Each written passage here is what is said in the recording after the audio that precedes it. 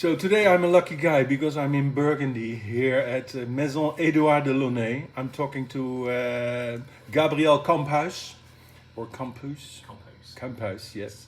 And he's the right hand of Laurent Delaunay here in the domain. And we're gonna do our 5 questions in 5 minutes. So first questions for next year. Everyone's thinking about the new year coming. Is there any ambition for yourself or business-wise or something on your bucket list for next year? What would you say about that? I think the first thing I have in mind is to be able to develop a bit more even more the knowledge around our maison and to make more people taste our wines and to be able to receive a bit more of people here in l'Étang Verger. Fantastic. We are lucky to produce great wines and we are working a lot for that, and we want to work on that to be able to receive and to show the wines. Yes, because you're a very young house in a way, huh? Like Yes, Laurent bought the domain, the family house, back in 2016, I think. So late 16, beginning of 17. In fact, we are old and young. We are old because the foundation was in 1893, but sold in 1993 and bought back in 2017.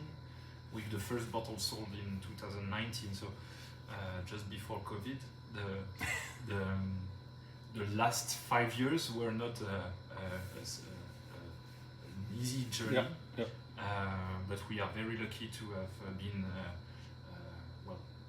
seen by great partners worldwide, and we are working with them a lot to develop that, and we are very happy to be able to receive people more and more. That's good news, because a lot of people think Burgundy is very close. You know, you can knock on a door, but nobody Burgundy answers. is changing.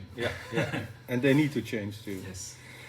So wine and art is something I believe is a good combination. Yes. What kind of art do you relate to wine? When you drink wine, a nice bottle, are you thinking of paintings or like movies or literature? What is your art? That, to me and for a lot of people, music is maybe the thing for many reasons, but music is something that is maybe like painting, but you don't have only your eyes, but purely your ears to feel it.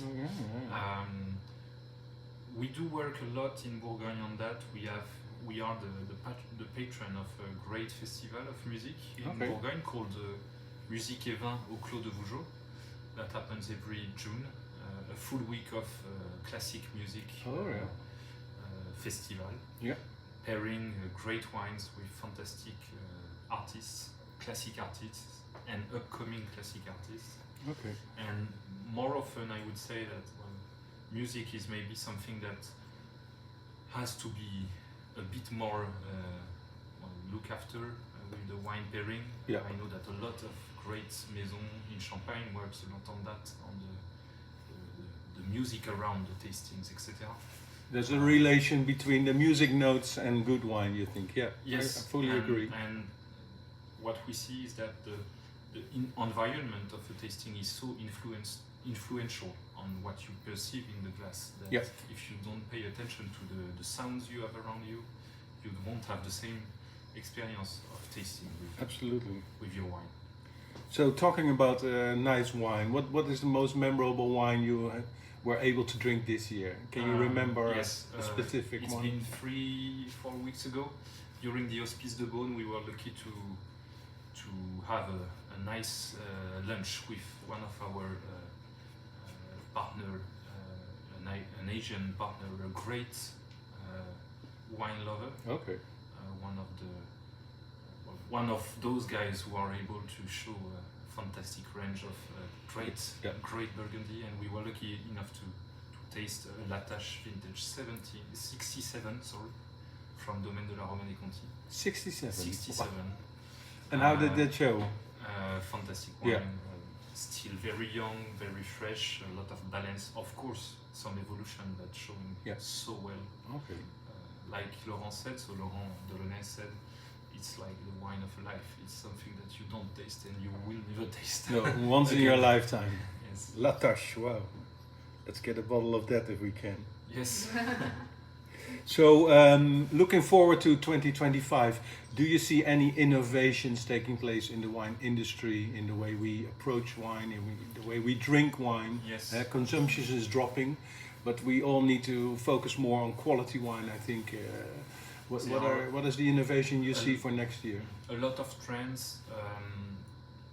As far as we are concerned, Bourgogne is not the most innovative area, but we work a lot on the adaptation of the winemaking and vineyards to global warming. Yeah. It's a huge part of the investments in Bourgogne nowadays. But if we see wine industry more globally, lower alcohol level, what we call no or low alcohol wines are still to be developed. Yeah, yeah. There is great innovation in that, but there is still a lot of things to do. What we are also working a lot on at Maison Edouard Delaunay, that Delaunay family, is how we can embrace AI into our processes. Yeah. We know that AI won't make wine. No. Because the machine are not able to do that for now, but how we can work with AI to develop, to make better wines, better process, maybe to have a better relationship with our customers, or to be more effective in our communications, etc.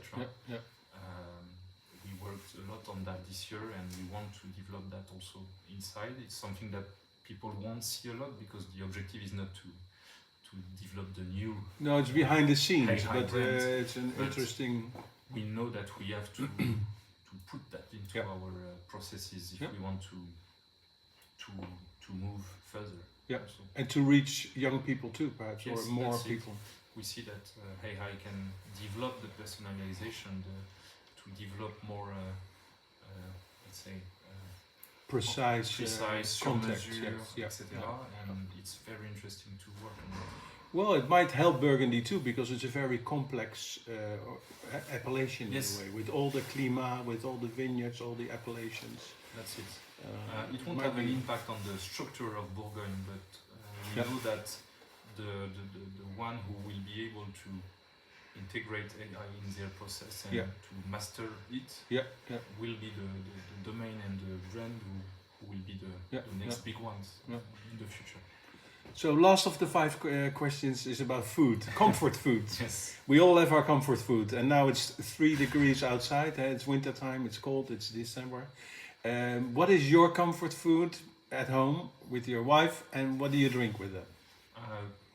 I'm a pizza guy for the Friday night. Fantastic. After a full week of work, I love to order pizzas and to eat them with my wife.